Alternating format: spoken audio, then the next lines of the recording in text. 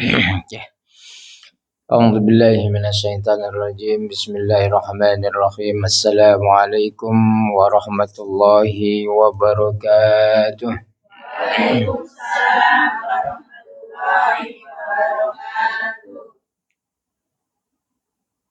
Alhamdulillahi rabbil alamin. Wa bihi nasta'inu ala umuri dunya waddin. Wassalatu wassalamu ala asyrafil anbiya'i wal mursalin wa ala alihi wa sahbihi ajma'in. Asyhadu an la ilaha illallah wa asyhadu anna Muhammadan abduhu wa rasuluh la nabiyya ba'dah. Allahumma salli ala sayyidina Muhammad wa ala ali sayyidina Muhammad. Allahumma aftah alaina hikmataka wansur alaina min khazaini rahmatika ya arhamar rahimin. Rabbi israh li sadri wa yassir li amri wahlul 'uqdatam min lisani yafqahu qawli. Wa sallallahu ala sayyidina Muhammad wa ala alihi wa sahbihi wa barik wa sallim ajma'in. Taqabbalallahu minna wa minkum taqabbal ya karim. Nah, baik jemaah yang dirahmati oleh Allah Subhanahu wa taala. Apa kabar semuanya? Alhamdulillah. Sehat ya? Alhamdulillah. Sudah pada makan semua? Alhamdulillah. Alhamdulillah. Puji syukur. Salam merdeka. Ya. Ini ada sambutan. Ya. Itu merah putih. Tak ada merah putih. Ada merah putih itu. Oke. Okay. Alhamdulillah. Bersyukur kita kepada Allah Subhanahu wa taala atas karunia nikmat yang Allah berikan kepada kita. Terutamanya adalah nikmat iman Islam, nikmat kesehatan dan juga nikmat panjang umur. Alhamdulillah, dengan rahmat Allah, dengan nikmat yang Allah berikan kepada kita, kita dapat bersua kembali pada petang hari ini di tempat yang insya Allah penuh barokah. Ini adalah rumah Allah, rumah yang paling selamat untuk kita duduki. Mudah-mudahan dengan kesyukuran yang kita hadirkan, Allah menambahkan lagi nikmat-nikmat yang lainnya yang lebih baik lagi terhadap kita semua. Salawat beserta salam marilah kita curahkan bagi baginda Nabi besar kita Muhammad sallallahu alaihi wasallam. Semoga dengan kita bersalawat kepada Rasulullah sallallahu alaihi wasallam, kita semuanya mendapat keampunan daripada Allah Subhanahu wa taala atas dosa dan kesalahan yang telah kita perbuat, baik yang disengajakan ataupun yang tidak disengajakan. Dan juga mudah-mudahan dengan kita berselawat, Allah permudahkan segala urusan kita, urusan pekerjaan kita, urusan anak-anak kita, mungkin yang sudah punya cucu, mudah-mudahan cucunya juga dipermudahkan, baik di dunia maupun di akhirat kelak nanti. Baik jemaah yang dirahmati oleh Allah Subhanahu wa taala,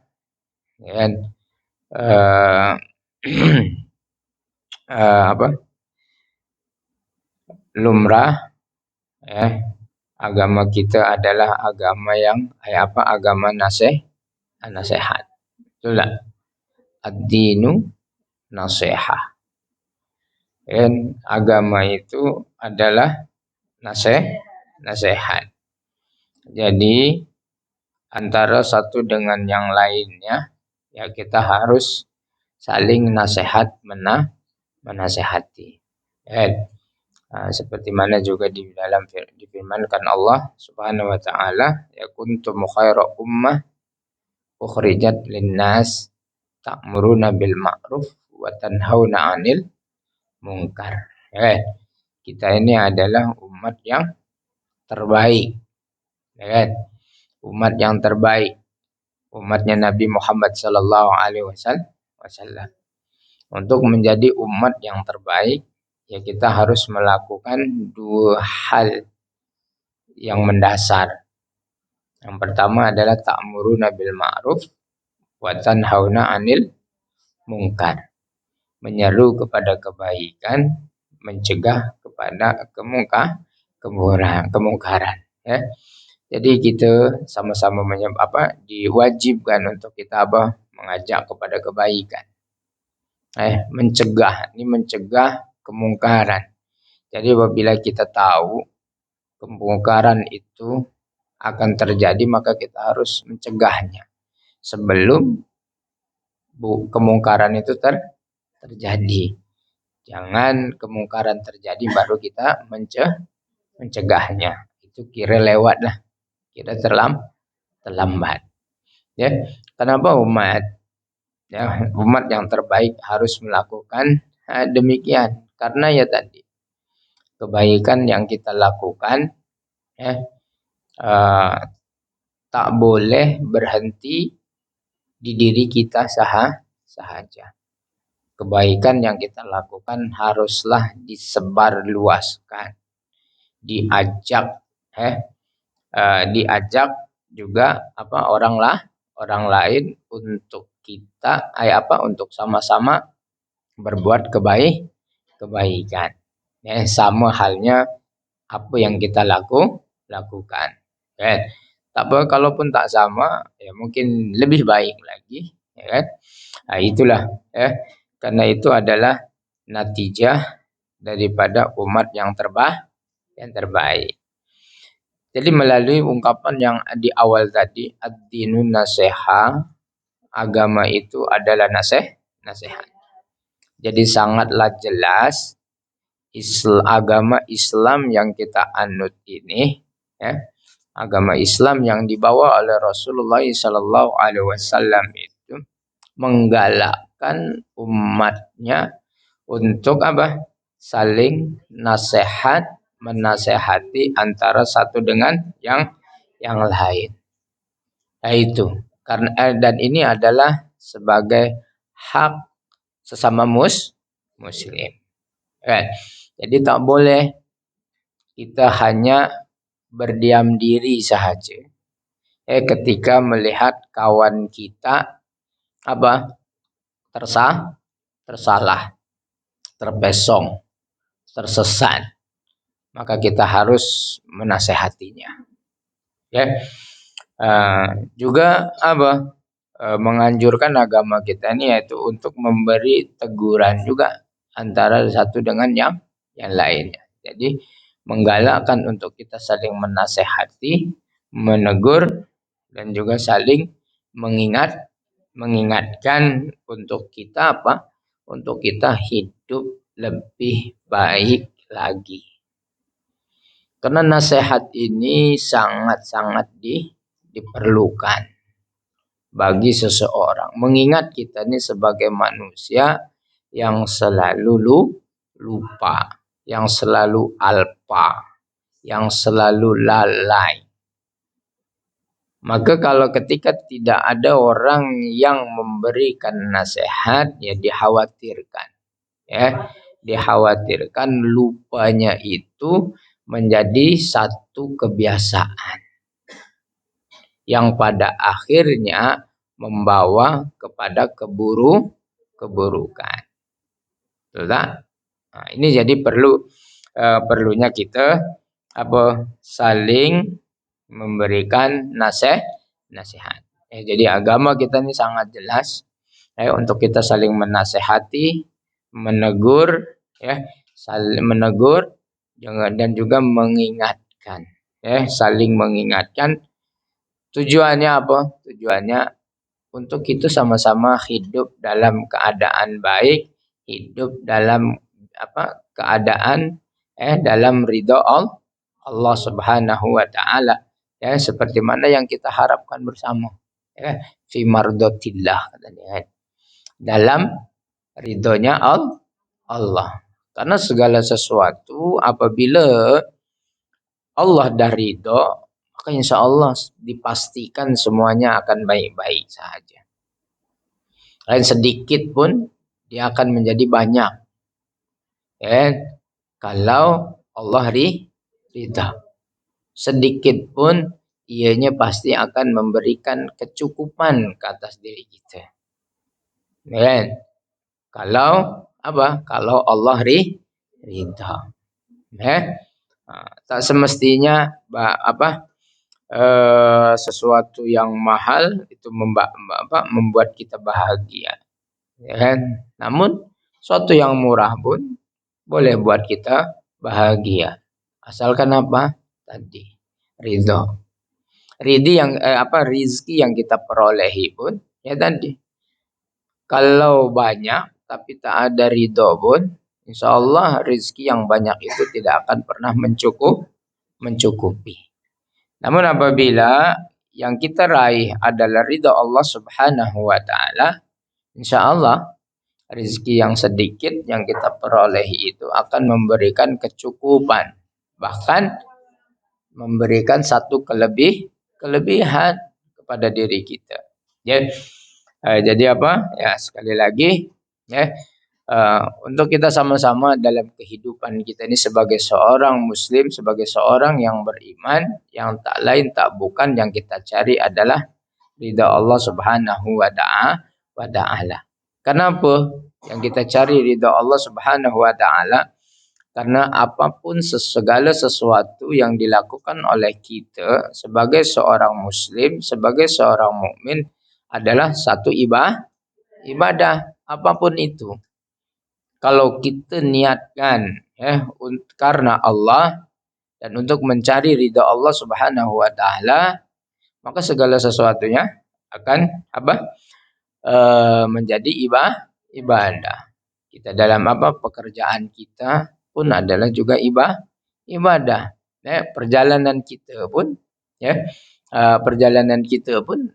akan Allah hitung sebagai ibadah selagi mana perjalanan kita itu menuju ridho ilahi.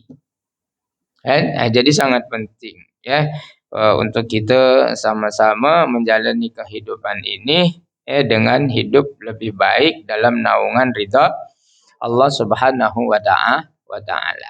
Ya, kembali lagi kepada ad-dinun nasiha, ya. Jadi dalam kita, ya, menasehati seseorang itu, ya, tidak semestinya kita ini mengajar. Tidak harus mengajari seseorang itu apabila kita mau memberi nasihat. Akan tetapi hanya memberikan peringatan ke atas apa yang telah terlupakan di atas diri seseorang. Orang lupa, ya kita ingatkan. Maka tadi dengan mengingatkannya, ya, mudah-mudahan yang tadinya lupa itu menjadi ingat. Yang tadinya salah menjadi betul. Dapat memperbaikinya, dapat kembali lagi kepada jalan yang benar. Ya. Terus lagi kenapa kita juga, ya, menasihati untuk supaya juga yang tadi yang lupa menjadi ingat. Yang tadinya gelap tak nampak kebenaran itu menjadi nampak terang. Membuka mata bagi yang tahu dan juga yang mendengar. Jadi, ya, kalau saya seperti kebaikan kita yang kita lakukan setiap hari Ahad nih, setiap di hujung minggu, ya kan? Setiap hari cuti, ya. Ya, kita harus juga memberitakan, menghabarkan, ya, memberitahukan kepada mereka. Mungkin kawan kita yang dahulu join dengan kita sekarang tak join lagi. Mungkin mereka kawan kita tuh dah lupa. Dah lupa dengan Masjid Rabitah mungkin kan. Dan lupa mungkin dengan kita ataupun lupa jalannya. Nah, inilah teguran yang nasihat yang perlukan. Jadi memberi nasihat itu tidak semestinya kita harus mengajarinya. Tapi mengingatkan bagi yang lupa. Menerangkan bagi yang tadi mungkin tak nampak, membuka mata, menyedarkan pada yang tersalah, terbiasa dan suka ambil mudah sesuatu perkara. Mungkin banyak di antara kita yang selalu juga terkadang bukan melakukan kesalahan itu memanglah, tapi kebanyakan kita juga mungkin mengambil mudah kepada sesuatu perkara, khususnya dalam hal agama, ibadah. Mengambil mudah. Mungkin seperti sholat. Selalu tadi diambil mudah, nanti sajalah. Nanti, nanti pada akhirnya tak dikerjakan, tak dilaksanakan. Kan begitu. Mungkin bagi kawan kita juga yang masih bicaranya nanti nanti saya ikut kamu, nanti saya ikut kumpulan kamu, nanti saya hadir di majelis zikir, nanti saya hadir, nanti semua, pada akhirnya tak kunjung datang juga, sampailah tadi, nauzubillah, cuma nauzubillah. Belum tersadarkan tapi maut sudah datang. Ingat sekali lagi, ketika kita mendengar satu kebaikan, itu kita mestilah menyegerakan untuk menghampirinya, untuk mengambilnya. Ada peluang untuk kita berbuat kebaikan, maka segerakan kebaikan itu untuk kita tunaikan. Jangan jangan menunggu dan cakap nanti. Kalau ikutnya sekarang sibuk, sampai bila-bila pun kita akan sibuk, tidak akan mempunyai kesempatan. Oleh karena itu penting, perlu daripada ada seorang kawan yang memberikan nasihat, memperingatkan, mengajak, jangan sampai, jangan sampai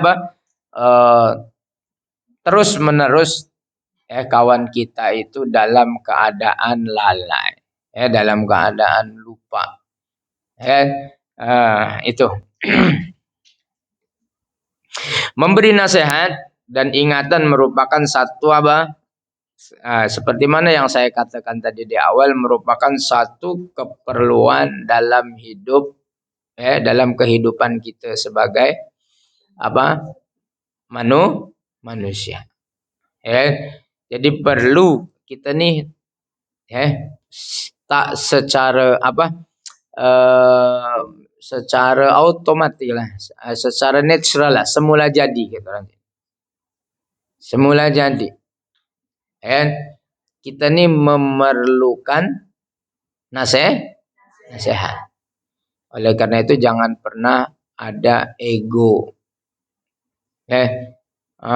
Seringkali memang kita sulit untuk menerima nasihat. Kadang daripada datang daripada mulut seseorang itu kita sulit untuk menerima nasihatnya. Padahal tadi kita ini makhluk yang memerlukan nasihat. Karena nasihat itu satu keperluan hidup. Dalam kita perjalanan yang seringkali ini yang herannya. Kalau kita diberikan nasihat datangnya daripada mulut seseorang, sulit untuk menerima. Tapi kalau kita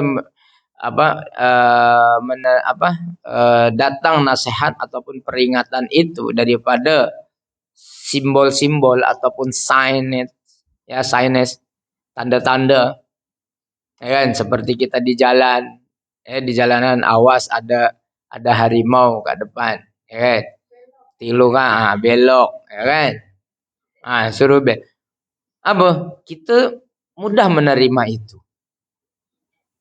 kan. Kalau kita lagi misalkan kalau kita lagi driving bud, ya, lagi memandu kereta, nyupir ya, depan ada ini misalkan, hati-hati di jalan, jalanan menanjak, jalanan menurun, kita mudah menerima, oh ya turunan ya, kita mudah menerima dengan simbol-simbol yang itu. Tapi yang herannya ketika nasihat itu datang daripada mulut seseorang, sulit untuk kita menerimanya. Padahal nasihat itu sangat diperlukan sekali lagi dalam kehidupan kita. Karena kenapa diperlukan? Karena biar tadi kita ini insan, manusia yang selalu lupa. Itu lumrah bagi kita. Ya. Terus lagi memberi nasihat dan ingatan juga merupakan satu ingatan juga agar supaya kita ini lebih berhati-hati dan juga cermat dalam menjalani kehidupan. Kita harus berhati-hati, ya kan? Tidak sembrono dalam kita menjalani kehidupan. Ya. Segala tindakan, ucapan, ya. Dalam ini kita senantiasa selalu berhati-hati. Ya. Itu disebab sebabnya ya kita ini memerlukan nasihat. Dan lagi satu kebaikan kepada manusia. Ya kan? Nasihat, ya. Nasihat itu buruk macam manapun, ya, datangnya dari siapapun, ya, yang namanya nasihat itu adalah baik untuk kita, kan? Oleh karena itu dalam kita diajarkan, ya, sebagai seorang muslim, ya, apapun, ya, kebaikan itu, selagi mana ianya baik, kita diperbolehkan untuk mengambilnya. Walaupun kebaikan itu datang daripada seorang anak kecil sekalipun. Ini kita kadang sebagai orang tua, kan, maunya memberikan nasihat aja. Tapi ketika kita diberi teguran oleh anak kita sendiri, kita susah untuk menerima. Seringkali kita menjawabnya engkau tahu apa? Baru kau hidup semalam. Kan begitu. Ibu udah lama hidup. Ibu paham semuanya. Engkau tahu apa? Selalu begitu. Padahal ya tadi, selagi itu kebaikan yang diucapkan oleh seorang anak kecil sekalipun, kita harus mengambilnya. Walaupun juga bukan datang daripada seorang muslim. Tapi kalau itu adalah kebaikan, maka kita ambil kebaikan itu. Karena yang namanya baik, ya tidak mungkin melanggar satu syariat Allah. Kan begitu. Oleh karena itu, kita dalam mengambil kebaikan itu dibolehkan. Dari mana-mana sahaja. Selagi mana itu adalah kebaikan dan tidak melanggar syariat. Itu. Kita lah kadang sebagai seorang yang lebih berumur ini kadang sukar untuk menerima nasihat. Lebih-lebih lagi kalau nasihat itu datang daripada orang yang berada di bawah kita. Karena kita menganggap sudah banyak makan garam, sudah banyak asam garam kehidupan. Nah, gitu, merasa sok berpengalaman, paling tahu dan sebagainya. Oke. Padahal dah jelas ya.